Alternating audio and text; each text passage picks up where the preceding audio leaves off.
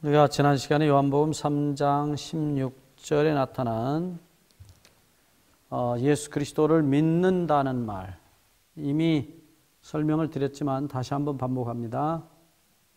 요한복음 3장 16절, 그 이름을 믿는 자들에게는, 이것은 요한복음 1장 12절의 말씀인데요, 이 말씀을 3장 16절에 보면 저를 믿는다.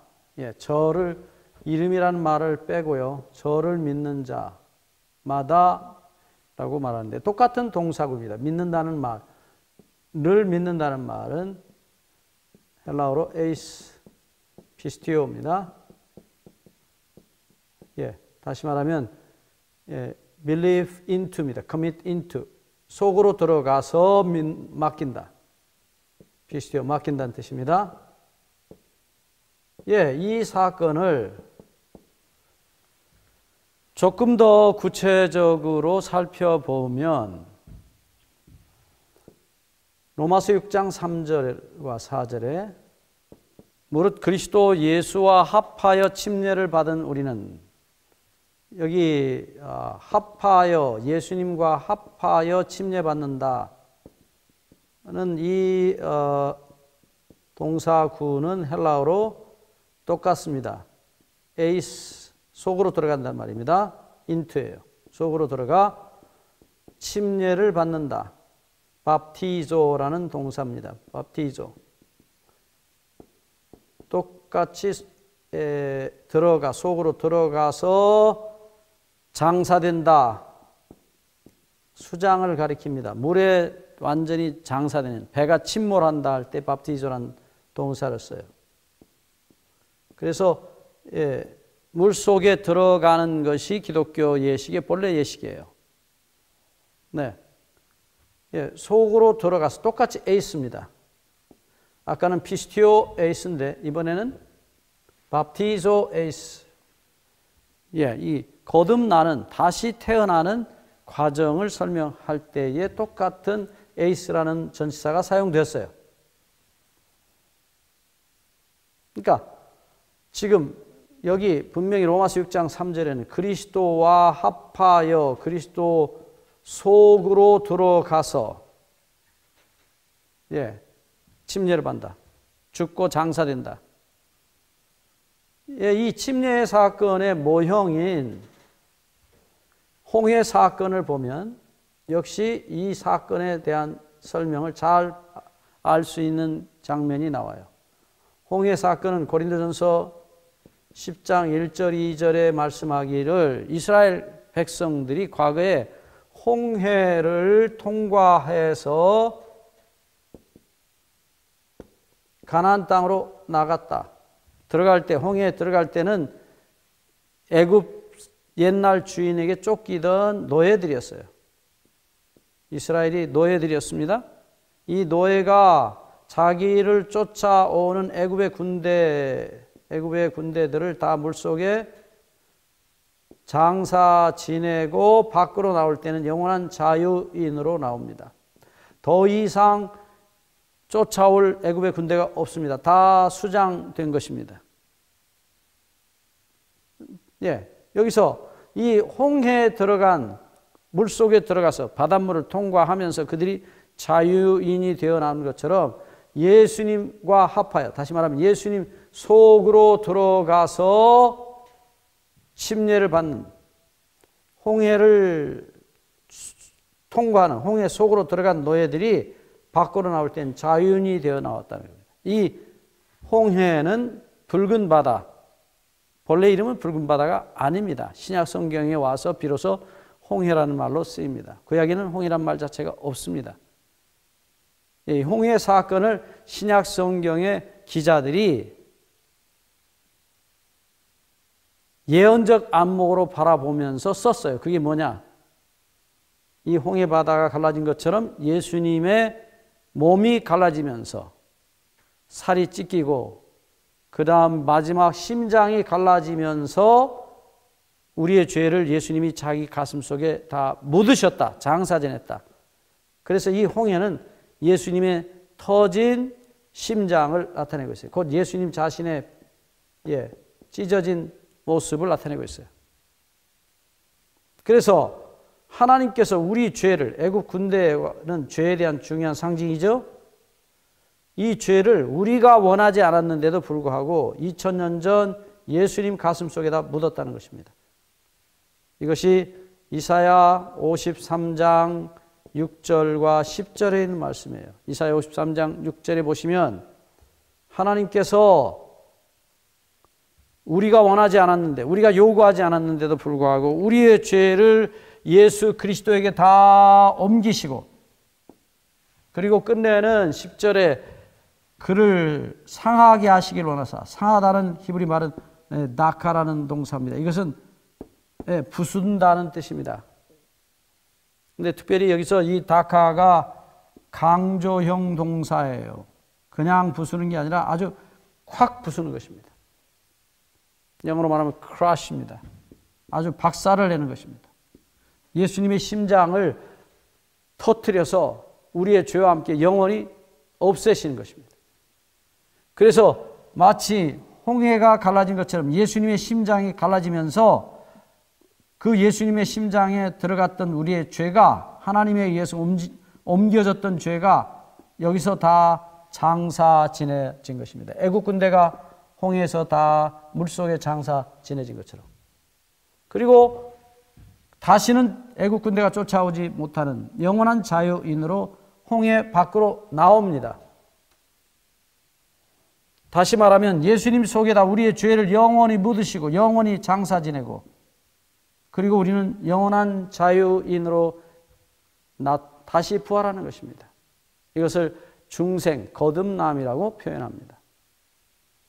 근데 이 중생의 의식에서도 똑같아요. 물속으로 들어가는 것입니다. 예수님을 상징한 홍해 속으로 이스라엘 백성이 들어간 것처럼, 그래서 그들의 옛날 주인 애굽의 군대를 완전히 하나님께서 장사 지내주셔서 그들이 영원한 자유인으로 나온 것처럼 하나님께서 우리의 죄를 예수 그리스도에게 다 옮기시고, 그리고 그 죄를 예수님의 가슴에 영원히 묻으신 다음 예수님의 부활하심과 함께 우리도 다시는 죄의 노예가 되지 않는 영원한 자유인으로 나온다는 사실을 이 침례식이 예식으로 보여주고 있는 것입니다. 이때 우리가 할 일이 무엇이냐? 우리가 할 일은 우리 죄된 이 죄의 노예가 된 우리의 몸과 마음을 예수님의 갈라진 가슴 속에, 하나님이 가르신 홍해 속에 갖다 맡기는 것입니다. 그 홍해 속에 들어가는 것입니다. 용서의 가슴 속으로 들어가는 것입니다. 이미 2000년 전에 예수님께서 우리의 죄를 다 당신 가슴에 묻으시고 돌아가시고 우리의 죄를 해결해 놓으셨어요. 그래서 오늘 2000년 후에 오늘 우리가 그 옛날 십자가에서 가슴이 갈라져 돌아가셨던 우리를 용서하셨고 우리의 죄를 묻으셨던 그 가슴 속으로 다시 들어가는, 오늘 현재 내가 다시 들어가는 예식을 침례식이라고 부릅니다.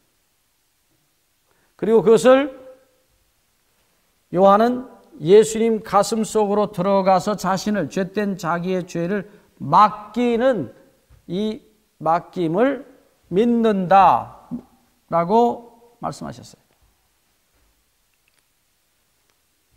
그래서 이 믿음, 거듭 얘기하지만 맡기는 이 믿음이 우리의 죄를 영원히 용서하신 예수님 가슴에 맡기신 그 믿음이 우리의 죄를 해결할 수 있는, 우리가 다시 새로운 사람으로 거듭날 수 있는 유일한 방법이라는 것입니다. 요한복음 14장 6절에 분명히 말씀하시기를 내가 곧 길이요 진리요 생명이니 나로 말미암지 않고는 아버지께로 올 자가 없느니라고 말씀하십니다. 예수님이 길이라고 말씀하신 그 길은 바로 십자가로 가는 길이었어요. 그래서 예수님 제자들이 묻습니다. 주님, 도대체 가시는 그 길이 어떤 길입니까? 라고 물었어요. 그때 주님께서 분명히 내가 가는 길은 십자가의 길이라고 말씀하십니다. 내가 십자가에 너희들을 대신해서 죽고 내 심장이 갈라짐으로 너희들의 모든 죄를 내 가슴에 묻겠다. 너희들의 죄를 다 해결하지 아니하면, 내 가슴이 갈라져서 너희들의 죄를 그 속에 다 묻지 아니하면 아버지께로 갈 수 있는 길이 없다고 말씀하신 것이에요. 예수님이 내가 가는 길을 너희가 알 것이라고 말씀한 다음에 가신 그 길은 십자가로 간 길이었지, 바로 그 자리에서 천국으로 올라간 승천하신 길이 아닙니다. 그분은 분명히 십자가를 통과해서 우리의 모든 죄를 당신의 가슴에 묻고 해결하신 다음에 아버지께로 가십니다. 그래서 예수님이 가신 그 길은 십자가의 길이에요. 우리가 히브리서에서 성소를 보면 똑같은 모양이 나타납니다. 예수님께서 마태복음 27장 51절에 돌아가실 때에 성소의 휘장이 갈라졌어요. 옛날 구약의 성소의 휘장이 갈라져서 하나님 아버지께로 가는 길, 지성소를 가렸던 커튼이 갈라짐으로 하나님께로 가는 길이 열리게 돼요. 그래서 마태복음 27장 51절에 나타난 그 갈라진 휘장은 바로 예수님의 몸을 가리키는 것이라고 히브리서 기자는 분명히 말씀합니다. 히브리서 10장 20절 말씀을 보시면 그 길은 우리를 위하여 휘장 가운데로 열어놓으신 새롭고 산 길이요 휘장은 곧 저의 육체니라. 예수님의 심장이 갈라짐으로 예수님은 운명하십니다. 우리의 죄값을 완전히 갚으십니다. 그의 심장이 갈라지면서, 그의 육체가 갈라지면서 성소의 휘장으로 나타났던 예수님의 육체가 갈라짐으로 휘장이 열리고 그 안에 계신 하나님의 보좌가 보이고 하나님께로 가는 길이 열렸다고 히브리서 기자는 그렇게 말합니다. 그래서 이 갈라진 홍해는 예수님이 갈라진 몸, 갈라진 심장을 분명히 나타내고 있고 그 속에 애굽의 군대로 나타난 우리의 모든 죄는, 애굽의 모든 군대는 완전히 다 이 속에 장사되었습니다. 특별히 흥미로운 것은 출애굽기 14장 28절에 애굽의 모든 군대도, 군대 중에 한 사람도 남지 않았다고 완전히 전멸을 시킵니다. 예수님의 가슴 속에 우리의 모든 죄는 영원히 전멸된 것입니다. 죄를 하나도 남기지 아니하셨어요. 히브리서 9장 12절에 말씀하기를 영원한 속죄를 이루셨다고 말씀하는 것입니다. 영원한 해방입니다. 본래 말은. 그래서 오늘 우리가 이미 갈라진 예수님의 심장, 하늘로 가는 유일한 길입니다. 그 용서의 가슴 속에 들어가서 우리의 죄를 주님께 믿음으로 맡길 때 애굽의 군대를 실제로 물속에 다 장사 지낸 분은 하나님이십니다. 우리가 장사 지낸 게 아닙니다. 우리의 죄를 우리가 묻은 것이 아닙니다. 우리는 우리의 죄를 맡겼을 뿐이고 그것을 물을 합쳐서 완전히 수장시킨, 장사 지낸 분은 하나님이셨어요. 곧 예수님께서 우리가 우리의 죄를 맡길 때에 우리 스스로 해결할 수 없는 애굽의 그 군대들을 하나님께서 당신의 아들의 가슴 속에, 십자가에 갈라진 홍해의 가슴 속에 다 묻어버릴 것이라고, 영원히 장사 지내고 없애버릴 것이라 말씀하십니다. 그것을 우리가 구원이라고 말하고, 이 구원에 들어가는 방법은 다시 얘기합니다. 에베소 2장 8절 구원의 공식입니다. 은혜를 인하여 믿음으로 말미암아 구원에 들어가는 것입니다. 감사합니다.